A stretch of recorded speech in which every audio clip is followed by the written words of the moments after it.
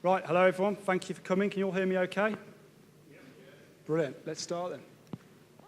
Right, 2017, what is going on?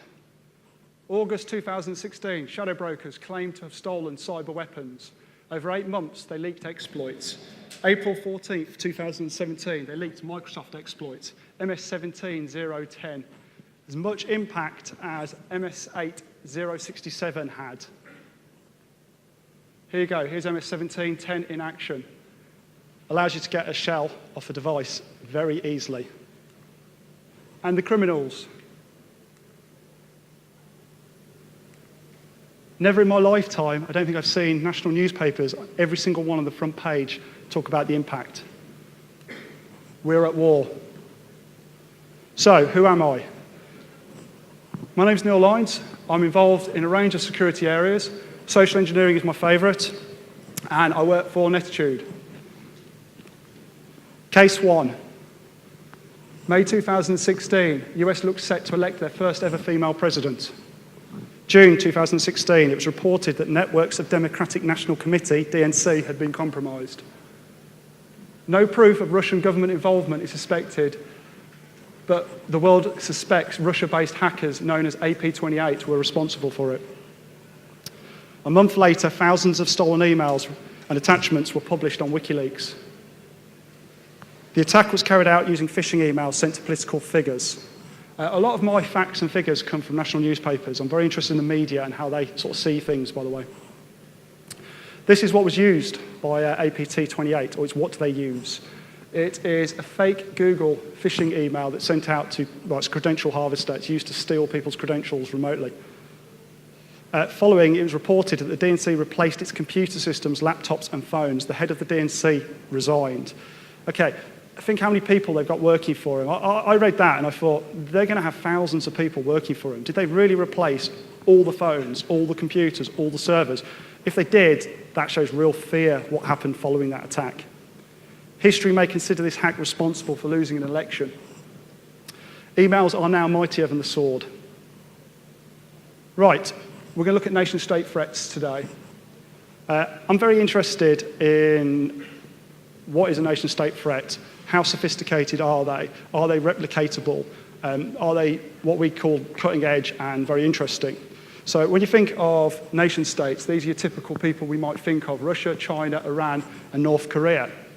What was interesting was recently WikiLeaks published something that said that the CIA, who we don't think of normally, went to great lengths to basically disguise its own hacking as Russia, China, North Korea, and Iran. So the waters are slightly muddled. We don't quite know when these attacks happen, who's really doing it. We'll never know. This is something interesting that I've read in the media. North Korea, theoretically or apparently, has 7,700 employed full-time penetration testers or hackers, call them what you like. I think that's interesting because a lot of people think of North Korea and they think of very sort of limited IT capabilities. Well, if they've got 7,700 of them working in their so-called cyber army, that's a pretty big force. This is something that I like, and I've had this on other talks I've done. I like this slide. You'll never be able to prevent all of them. Everything is penetratable eventually. I think that's right. I think all you can do is you can slow them down, you can help defend against it. If someone wants to get in, as we all know, they will eventually. So, what are the targets? Governments. Now, I've added recently politicians. This isn't an area I had thought about, but as we all know, it is an area that's being looked at all the time.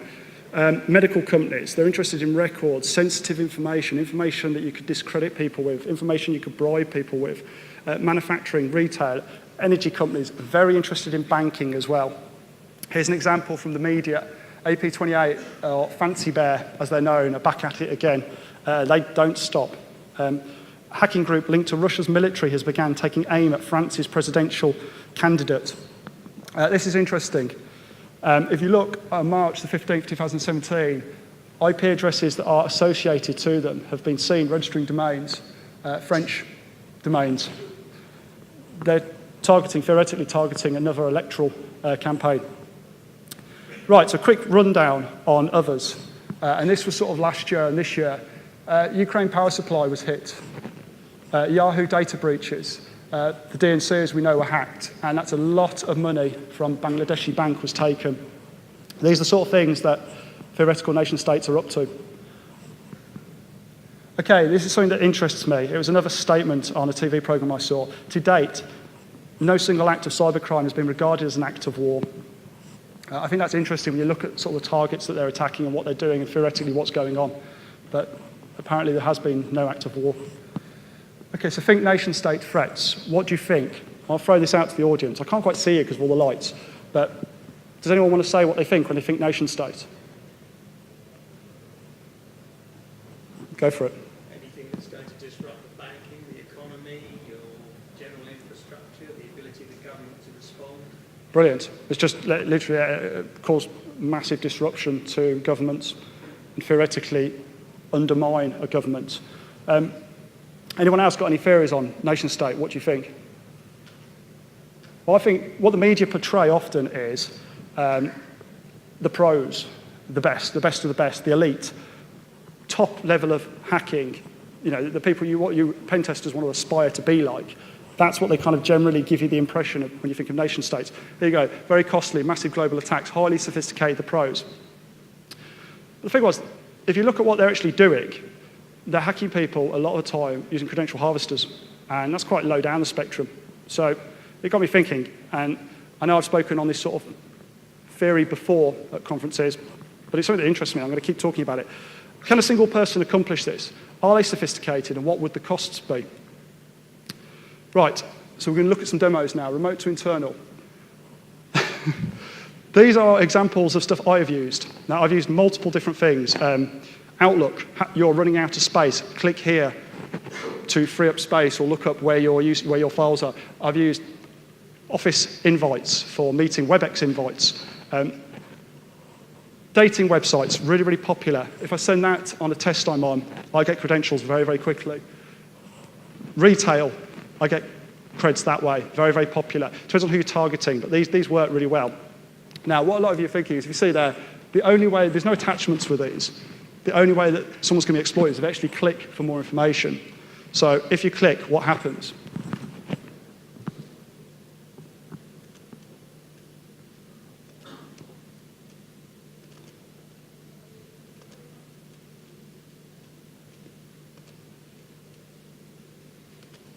Sort of ruined it. Oh, no, you can't see it on the board. How do I move my video to the board?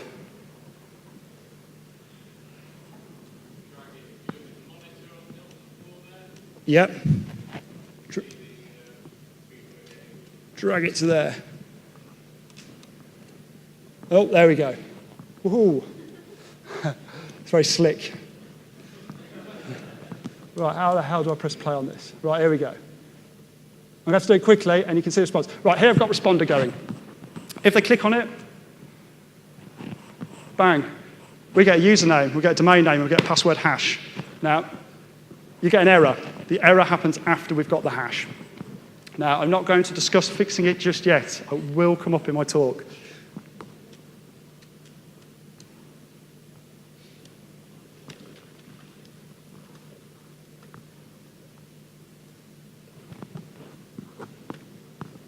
Okay, so can we crack the hash? A lot of people, it was discussed in the very first talk earlier with the Raspberry Pi, which I thought was really good. Yes, we can crack the hash. Ages ago, we released a password dictionary that took RockU, and it looked at all the passwords that people generally use from penetration tests that we've done. And there's a lot of common things. If you have Microsoft complexity enforced, they're going to put an uppercase, because you have to have an uppercase, and most people put the uppercase as the first letter on their password. Now, I know some of you here will say, I never do that, but the majority of people do. When you enforce a special character, they will also put an exclamation mark on the end or an @ symbol for an A. Basically, we took the concept of rules and compiled RockU over and over and over again, doing all these versions that rules would do, but also added football teams, cities, names, all the stuff that rules doesn't do. And you end up with a dictionary that's quite quick. It's a lot quicker than using rules. Now, I don't want to bore you too much about it, but that date there was from a test I was on. I gained 8 hashes remotely doing UNC, and I used CrackStation and HashKiller and the top 1,000 and all these other dictionaries that have been released, and I like to test them against Rocktastic. They got nothing, and then I used them with rules, and they got nothing out of the 8. Now, it's not congratulations, you got 1 out of 8, because that's a really low score in my mind, but it did manage to reverse one, which I was quite chuffed about, which is why I've included it here. And then why not rules? Rules, there you go, they don't add stuff. They're very, very slow. If you use Hashcat with a big dictionary and rules and you've got a rubbish laptop, you don't have like multiple graphics cards, it is just really, really slow. If anyone's interested in the dictionary, you can grab it from our lab's website. Right, another example of UNC. This is going to be marginally painful, isn't it?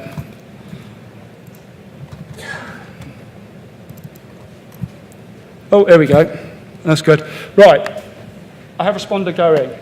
Just from viewing the website, we've managed to steal creds. And the reason why this has happened, if you look at the source code, which you won't be able to see at the back, so I'm going to zoom in and let you see it in a minute. What we have in the source code, which we've added, that's a cloned website, by the way, it's worth mentioning.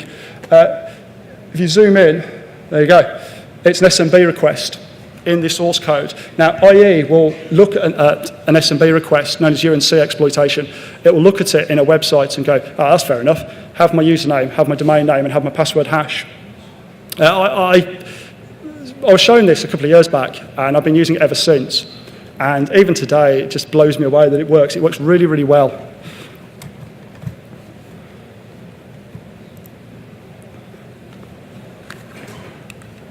Okay, I talk a lot about UNC, so I thought for this talk, let's do something a bit different, just for a short period. Recently, has anyone heard of Windows 10s? Is anyone impressed by Windows 10s? It's got some good functions. It's a very stripped down version of Windows. It's very streamlined. It's supposed to be a lot more secure. It's supposed to be a lot quicker.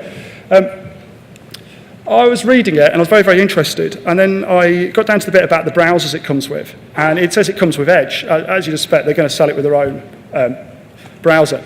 But it had this bit. It's more secure than Chrome and Firefox. And it had a number little 1 next to it. And I thought, oh, well, here we go. What's this? So I'm reading it and it takes you to this. NSS Labs reports. So I downloaded the report, as any of you can do. That's the address if you want to download it. And they conduct independent global tests measuring how effective browsers are at protecting against socially engineered malware and phishing attacks. Well, I thought, I do a lot of phishing attacks. This is fair game. It's what I do. I'm interested to see. So, as I said, downloaded the report. I read through the report, and I got 78,921 examples, and they cut that down to 991. They don't explain really the reason why they cut it down to 991. I'd like to have known, but they don't.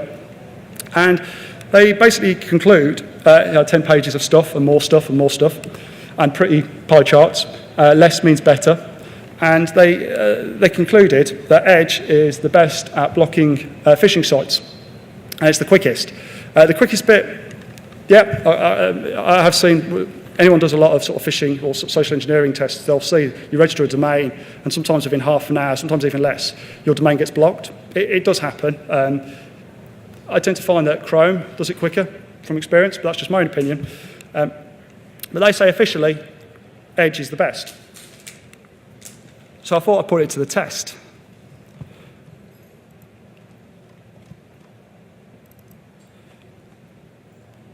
And there you go. I cloned the Microsoft website, as you do. You need something to lab with and to test with. And I dropped a UNC request into it. Remember, this is the best browser at defending against phishing attacks. UNC is fair game at a phishing attack. I use it all the time. So I refreshed the page. Oh, I'm getting hashes instantly. Chrome and Firefox aren't vulnerable to that. I'm not here to pro a browser, but they won't natively support Microsoft functionality in their browsers. I personally think that's quite devastating.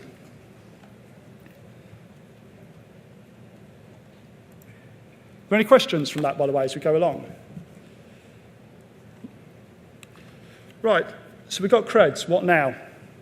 This bit I love on tests. I love getting creds. We'll talk about shells later, but I like getting creds. I like working off low, and I start low and work my way up. SSL VPN, Citrix environments, Office 365, Outlook. They're all very capable to not be protected with two-factor authentication.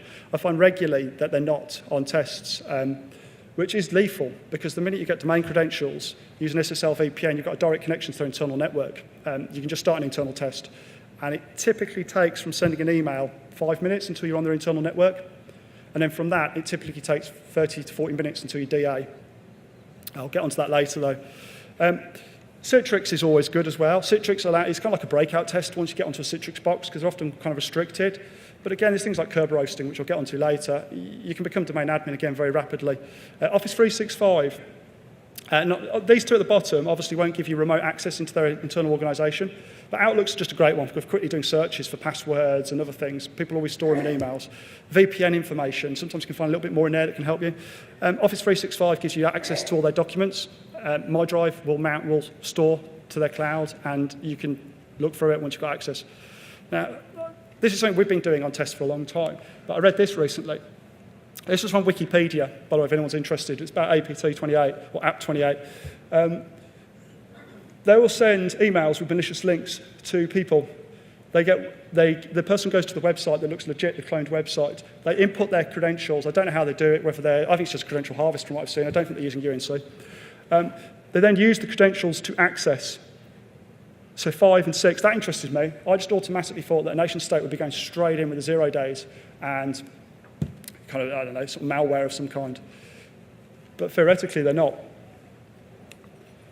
Okay, credit where credit is due. Office 365, recently I was on a test, and the minute I put the creds in, I thought, here we go.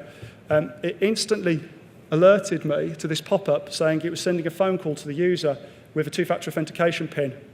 I thought that was very clever. I thought it's instantly, now they had configured it to do that, but it's one of the things that Office 365 does offer as an additional service for two-factor authentication. So once you log in, it will text the person immediately or email them with a PIN, or it will phone them. And from a remote perspective, you try not to sort of be spotted by anyone, knowing that you've just sent them a telephone call. That's pretty good. And also, I'm not 100% sure you can easily clone that and steal those creds. Right, now we're back onto shells. So if UNC fails and you need a shell. Okay, I've always said, forget 0 days. Functionality. Functionality is always fun to exploit. It's never going to get blocked. Unlikely it's going to get blocked. And 0 days cost loads of money. And they're often not weaponized, and they're often not stable. Well, what's just happened over the last couple of months? They're free. We're getting them all free. People aren't paying for them. They're being released. And they're pretty incredible. So I've backtracked on that now, and so let's not forget about them, and let's take a look at them. So for people who don't know, who don't read newspapers, don't use the internet, which I know no one here, but quick story. The NSA owned loads of cool toys. Shadow brokers illegally took those toys. They tried to sell them. No one paid for them. Shadow brokers released them for free on the 14th of April 2017. They released a few of them. That's what followed. That's the level of danger that we all saw following the release of these. Okay, I'm being a bit nasty here, but the moral of the story is, don't leave SMB port 445 open from the outside. MSO8 67 used to target this. So we're talking back to 2008. Before 2008, people were attacking SMB from the outside. How is this still open on firewalls? Because that's how WannaCry apparently worked. People have been looking to see, was it emailed in? And the theory is, no, it was via a worm attacking port 445. I have no idea how any of these people who got compromised have still got port 445 open. Okay, before Eternal Blue, though, people were raving about this. People very, very quickly forgotten this. It was really like, at work, it was a buzz when this came out. Everyone was talking about it. Can we use it? Is it good? Is it stable? Right, what is it? It's an exploit. When you do a macro, you get a macro warning. Or if you do other things like OLEs, you get a warning when you're about to run it. CV 2007-0199, catchy, does this automatically upon opening it, opening an attachment. You open a Word document, it automatically triggers. Now, to date, there are some, if you're in protected mode, it will still put you into protected mode and ask you to click to come out of protected mode, but it doesn't ask you to run a macro. It doesn't warn you about anything, and this is why it's new. And the person who discovered this exploit, it's actually functionality is exploiting. It's legitimate functionality that no one's figured about exploiting yet, which makes it, again, very, very interesting. But this is the main thing why we all got excited. You no longer got the macro warnings. So in theory, if they copied it from the email directly to their desktop and opened it, well, I've kind of told you what it does, but let's have a look.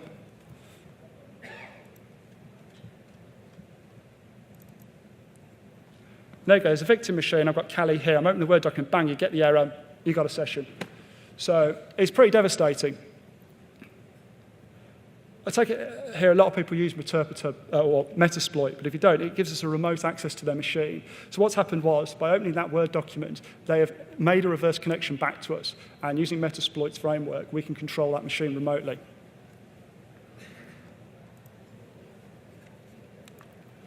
The problem is, with 0 days, they make headlines, they're big news, and AV signatures instantly come out. Now, what I noticed with that, there are some little tricks you can do to already bypass AV with it. Initially, you could just use it, and then it got picked up quite quickly. And there's some little tricks you can do, which work, but they only work at the moment, and they're going to get caught, and they're going to get caught, and they're going to get caught, which is why I always think it's good to go back to functionality. Now, arguably, is macro and OLEs a functionality? They exploit functionalities. Can everyone see the videos okay? I'll try and make them as big as I can, but they're not always easy to see. So let's look at macros first. So back on the victim's machine, you open a Word document, there you go, get the warning, get rid of that, get the warning, and eventually a PowerShell session goes back and says, give me a session, bang, you got remote access to that machine. You don't obviously send people a blank document. I will get to that in a minute. But now let's have a look at OLEs. So the difference between an OLE, I'd like to pause it here. OLE is an embedded object. Its functionality Microsoft allow. They allow you to an object, there you go, you hit run, that was the warning you get. And again, we get a reverse shell. Now, what you would normally do is you'd send an email from someone and you would put reasons why you've got Word attachments in there. You can have any image you like. But for some reason, a lot of the people out there who are using these, real people who are using these on it, to exploit people, they seem to be putting Excel spreadsheets in. Here's your, I don't know, financial information. Here's so-and-so. Here's the internal contacts list. So on tests, we like to replicate that. Okay, final point before I go all internal. One Word document can contain all of them. I call this like heavy weaponization. Now, it looks ugly as hell, but you can have a macro, you can have an OLE in there, you can have a UNC in there. Now, how do you get people to open them, how do you trick them into doing it? You start telling them, oops, something's gone wrong. Now, all these things that we use on tests, this is what the real world's using, and we just screenshot it and just add it to ours. That's literally just a JPEG on top. There's nothing technical here. Originally, we all looked at ways of I can't say the word, blurring out the text. I won't say obfuscate because I can't say it. Blurring out text. We looked at ways to blur out text. But there's no point. Why waste half a day or a day writing something clever? Just use a JPEG. That's what the criminals do. So, and here you go. This is one of my favorites. Recruiters. How many in this room are recruiters? I'm staying quiet. We all, not just me, we all get emails all the time, LinkedIn, invites, phone calls, emails saying, why didn't you take my call? Occasionally, you might get annoyed by one. You think, that's nice, I like that template, I'm going to use it. So there at the bottom is an OLE. And this is when it kind of looks more believable. You might have 4 or 5 of them, maybe 10 of them. And you'd say, this job reference, click here. For this job reference, click here. People will click on them, and they will press run, and you will get remote access. It does work. And then they stop working. We were using these for about 2 or 3 years. I'm using them really well. I'm really happy. We were like, woohoo, we're the best. And then they literally just stopped working. I kept banging my head against the wall, and I got fed up about it. I really got quite depressed about it. It's really bad. I should be happy. Finally, people are fixing things. The all-new singing and dancing, spam, virus blockers, dedicated anti-spam, antivirus, anti-phishing, security appliances, the unified threat management systems, the phishing proxies and stuff, email security devices, they're good. They're good. They're working well. They see macro, or they see any kind of macro in a Word document, they block it. If they see an OLE, that's a good one. I'm surprised they block OLEs. They block them. They don't block UNC. That's worth noting. UNC is just legitimate functionality. They're never going to block that. But they're very good at blocking shells. And I was getting beat up about this. I started talking to some of my colleagues, and I spoke to one of my friends. And Mr. Hagen23, I'm not sure if you can see him, follow him on Twitter. He's a very smart guy. I talk to him a lot. He said, Neil, stop messing around. Make them come to you. I was like, what? Make them come to me? I have to turn that off. Oh, I can't. No, can't stop it. Okay, and I was like, what do you mean make them come to me? And he goes, I've got like a Dropbox clone. It's not Dropbox, it's a clone I created myself. And I send them a normal email, just a link, saying, we've implemented some changes, blah, blah, blah. Can you check it's working? Click here to download your file. And they'll go in themselves and get it. And it bypasses all your email filters because the actual payload that's in the Word document, they've downloaded themselves. It's genius, absolute genius. So he said you can have a copy of it. And I wanted to show everyone here it because it is genius, but I don't want you to see what I actually use. So I made a mock-up of it. So here we go. SharePoint online doesn't even exist. Users log in. Of course, that's a credential harvester. It's also got UNC in the background. So all your domain admins who take a look. Anyway, click here. I'll get back to that in a minute. Click here, and there you go. So that bypasses all your email security filters and proxies. Pretty scary. The UNC thing, a lot of the time when you're doing a test, or I would imagine happens in the real world, if someone reports a suspect email, which you do get on every single test, it will be alerted very, very rapidly normally. What you find is the IT team will look at it, and they'll be interested. Wow, we're safe to just look at it, right? Nothing can happen just from looking at a website. So, of course, they'll look at it, and we've got UNC embedded in it, SMB request, and we'll snag their creds just from looking at it. So even if they don't put their creds in, even if they don't continue and download the file, we've still got a good chance of getting creds from it. But if we get creds and hashes, and we also get them to download it and we've got a shell, well, we're winning. Right, so now we're on to rocking internals with new tricks. Right, I get asked a lot, have I seen Bloodhound? And the last couple of days, people have said, have you seen Death Star? Now, yes, and yes. Death Star is very, very cool. What Bloodhound will do is it will go out and find where your domain admins are, and it will find you the quickest route to the domain admin. And it is definitely something that Blue Team should be using. Where people have done tests on sites where their team know what they're up to, and they're really, really savvy, they've been using Bloodhound, and colleagues aren't getting domain admin, and we get domain admin. So it's very, very good, and it works. Death Star automates it. I've only seen a couple of YouTube videos of it. I believe there's a talk about it coming up at a security conference. But it will automate it for you. You basically just right-click go, and it will go off, and it will use Bloodhound. It will then look for a misconfiguration, which I'll get into in a minute, and it will use Mimikatz, where the domain admins are, and it will just return you the domain admin accounts. It's a bit of a right-click, next go. It's very, very scary. It's obviously going to be, obviously someone was going to write it, and it's now happened. So people will start weaponizing this sort of thing. They will have this knowledge, and you'll start to see people using it. It looks very cool. Here we go. I've just discussed that. The GPP passwords was groups XML. I will get to later. Okay, that works. That will work unless people have done that update, or if they don't use a groups XML file. What groups XML files are, they're instructions on Windows that are used by group policy that contain an administrative account and the password hash. Now, if you use MS14.025, it doesn't stop the groups XML files that were already in there, but it stops you from ever adding any more following it. So you should still go back and manually delete your groups XML files that have that in. But secondly, if they're using Windows Server 2012 and onwards, it won't work because Mimikatz. So there is a bit of protection at the moment for people. I think it's right. Personally, I've pen tested for quite a few years now, and I think it's good to know a million ways to do things. If you have sort of like 2 or 3 tricks, you will get caught at some point. We're human, we miss things, but you don't want to miss things. You want to make sure you don't miss things, and you find as much as you possibly can on a test is what I think. And if you go in with 1 or 2 tricks, you might miss things, is what I'm saying. We're all still learning. I did the IP6 talk earlier today, and I thought, that's brilliant. That's something I want to really, really start focusing on every single test.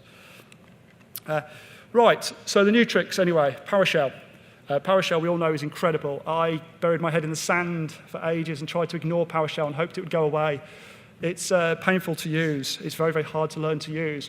But the gifts it gives you are incredible. Here's a great one. Who's heard of curb roasting? Brilliant, brilliant.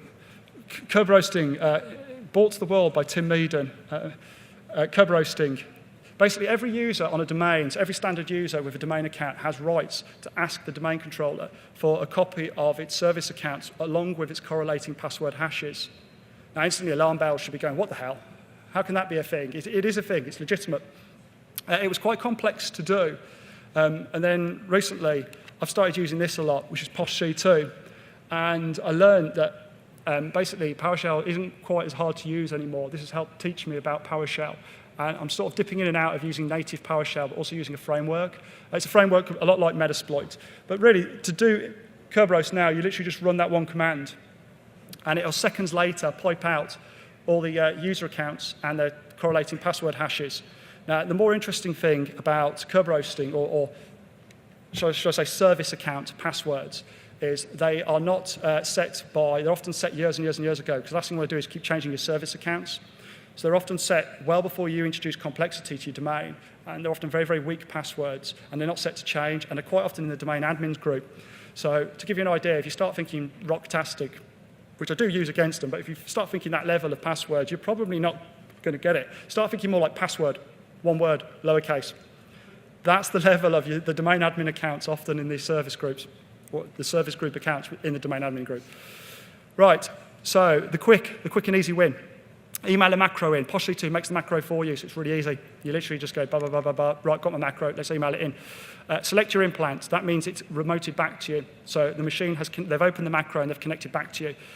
Do the Kerberos. Get hashes, Hashcat, Rocktastic, DA. But like I said, you don't need to use DA for that, Rocktastic for that. You can use any old dictionary. What is Kerberos? Why is this a thing? Right, it provides secure user authentication with an industry standard intercompatibility. That's a lot of words. Basically, it's dead old. It was introduced in Windows 2002K, and it's still used today for compatibility reasons, and it is good. It's a good way of securing users. Right, groups XML. This is the other quick route. Right, I kind of sort of mentioned it a little bit earlier, but groups XML.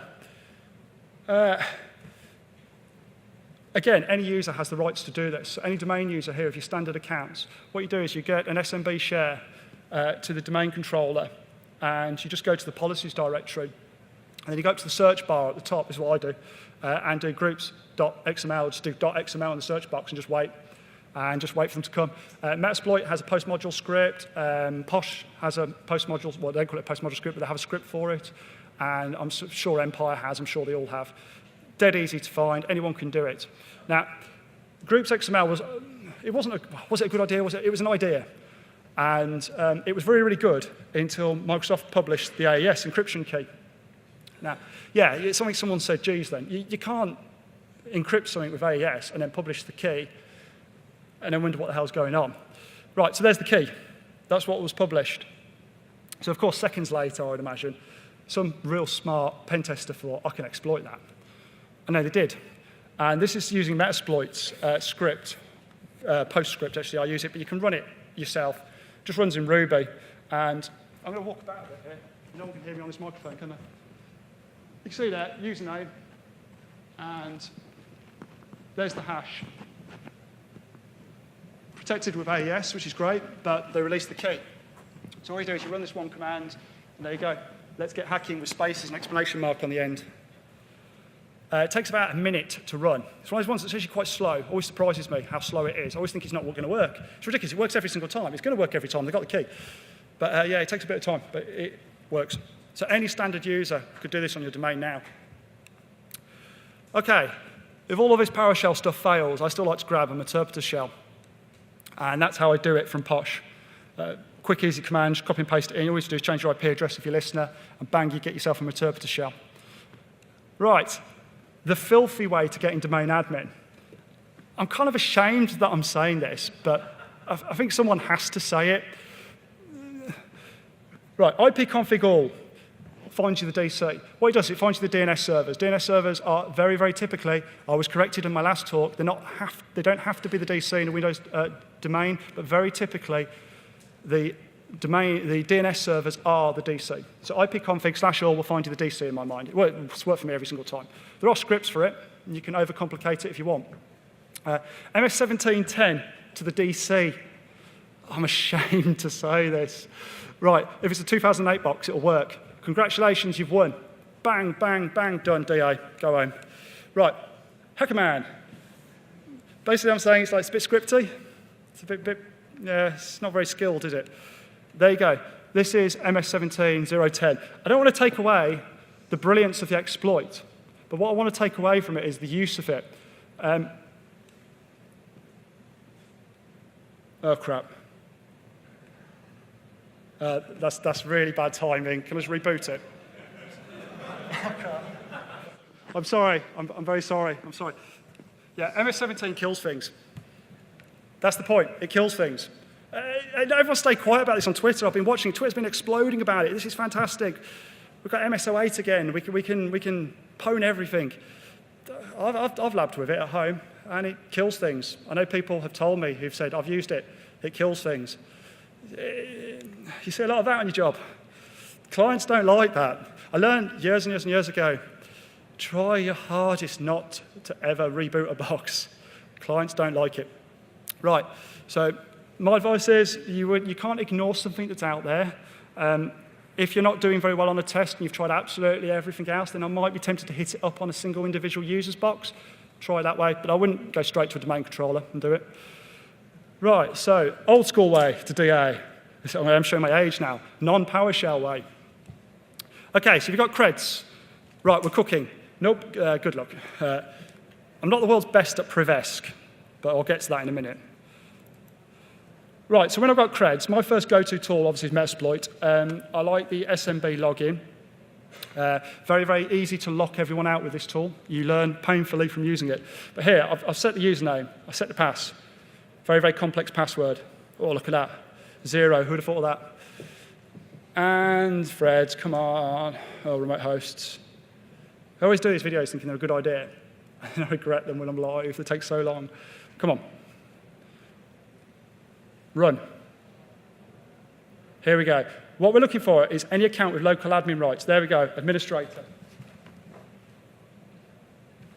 Lights up green like a Christmas tree, makes me happy. So, domain user account has got local admin rights on that box.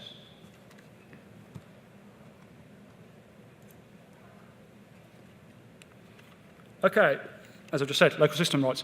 Right, why does this happen? And I'll get to why that's useful in a minute. Basically, misconfigured services shares on local machines, really, really common. I can't think of many tests I've done where I don't find this. There's normally 1 or 2 users with local admin rights on the box. I don't know, there'll be a reason. Support will say there's a reason for it. I came from a support background, and a lot of things you do because you're firefighting, you have to. It's a very, very hard job, and we should respect them. I've been there, I've done it, I know why. It's very, very hard to think, okay, now how do I secure everything? You're trying to keep everything alive. You're trying to keep it working. We're very quick to judge, but it is a really, really hard job. Right. Once you've got local admin rights, I will then fire up. I'll give that big speech, but I'm still happy to keep poning. Pierce exec time.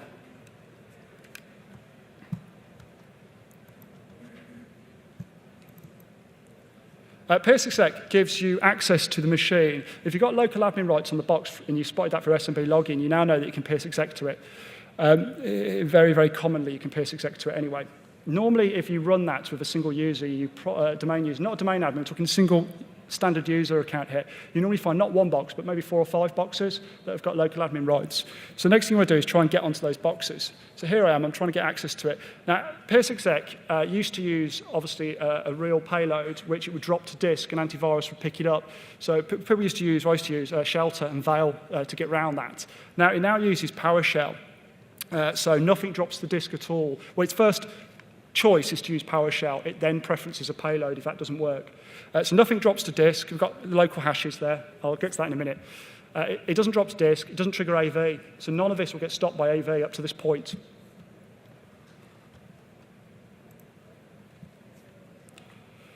Right, so when you try and do get system, a minute ago on the video, some of you might have spotted, I did get system, I did hash dump. I want them local hashes, and I'll explain that in a minute. But quite often, obviously, it doesn't work. And this is the bit when I start to cry, I get upset. It's not going to be an easy test. Not going to be DA in 30 minutes. It's going to take a little bit longer. Let's start doing a bit of skill here. Privesc is an art form that I am learning. It is very hard. There's a few easy hits, a few missing patches that you can look for. But often in Metasploit, those payloads will instantly get picked up by AV. PowerUp is very, very good. Back to PowerShell at that point, but PowerUp is very, very good at spotting misconfigured services and things ran as a local system that shouldn't be ran as a local system that you can start and stop and add your payload to and then restart it. But it is real skill. But let's say I've gone through all those and I've achieved it. I'm not having a video on this. Let's say you've achieved it, and we've got the golden, what I call the golden hashes, the local administrator accounts. Now, I'll try all of them, by the way. I'll go back to SMB, login, and I'll spray them out against the /24, against the network, and I'll see what they can log into, where before you might have got into 2 or 3 boxes, you can now probably get into about 30 or 40, 300, 600, 1,000 more boxes. And at that point, your opportunity to become domain admin is massively increased. Right, update 101. So remote access. Remote access was achieved very easily by stealing credentials and using an SSL VPN, or alternatively, by using a macro. And we've got access to the internal network, and we're now local administrator. Right, time to hunt out users of interest. Now, if you're a nation state, you probably wouldn't instantly be thinking domain admin. You'd probably be thinking that person we're targeting. So they might go hunting out a single individual. On a test, personally, I will go for, to start with, domain admin, because then I can then go and hunt out everyone else really easily. But I like to get this to start with. It's regarded as the keys to the castle, highest privileges on a single domain. It's not enterprise admin, so if they've got multiple domains, you need enterprise admin. But it gives you access to all domain resources. Right, rule 1 of DA Club. Nessus, Qualys, and OpenVAS probably aren't going to help you. I'm not knocking them, and I use Nessus personally, very, very good vulnerability scanner. But if you want to be pen testing and you want to be, get domain admin, it's not going to find it. You might find, sorry, you scratched your head, I thought it was a question. No, it's not going to find you domain admin. You have to find it. Now, using the local admin hashes, pass the hash is still very relevant. People say it's fixed. It doesn't work anymore. It does still work. It works fine. Microsoft do not salt. The reason why it works, Microsoft don't salt passwords natively. They can't. It breaks things, and that's why they don't do it.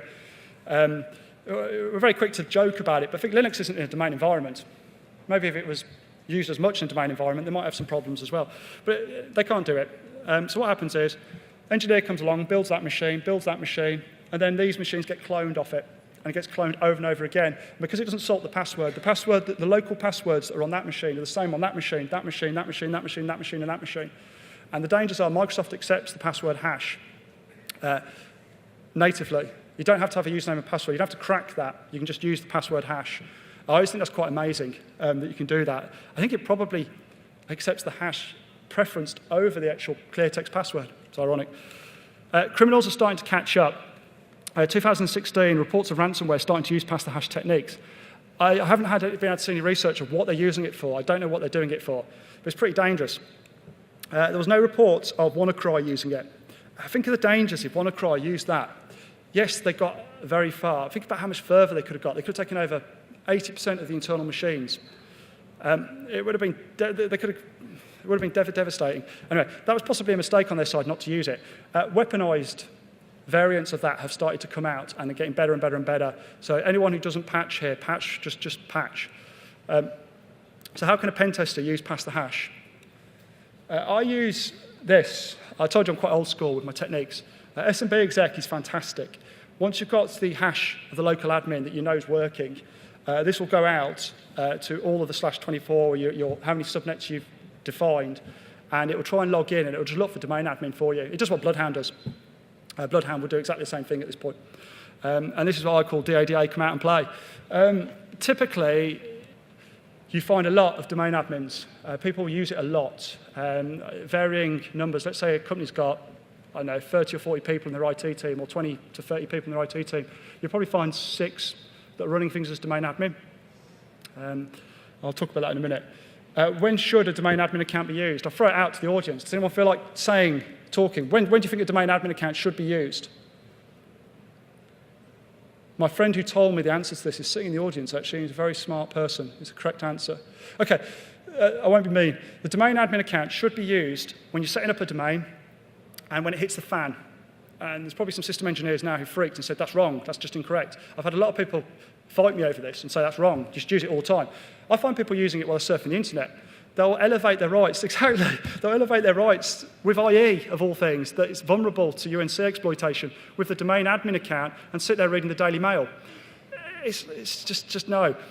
It's not directly our job to say you can't do this, but it's not from a security point of view, it's not right. It should be used for setting up the domain and when it hits the fan. Now, password resets, installing software, delegation of permissions. Thank you, I put the note in.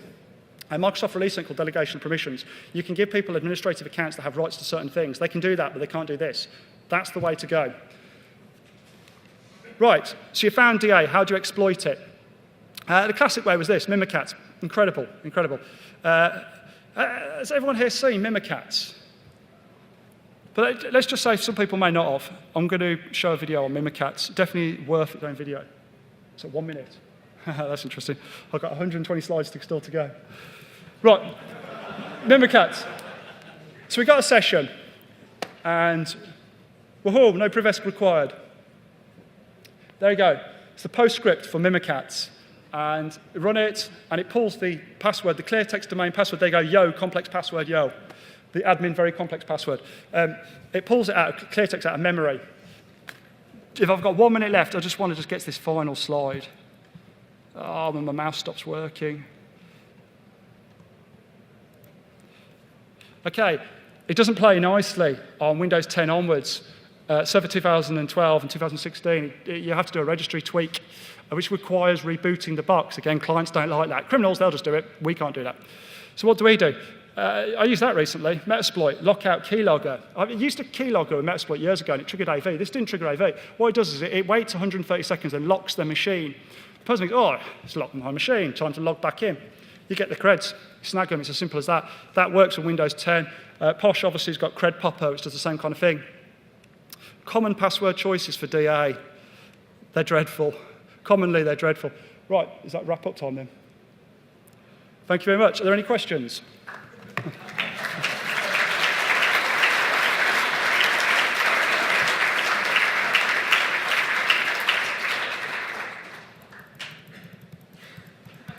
I wasn't joking.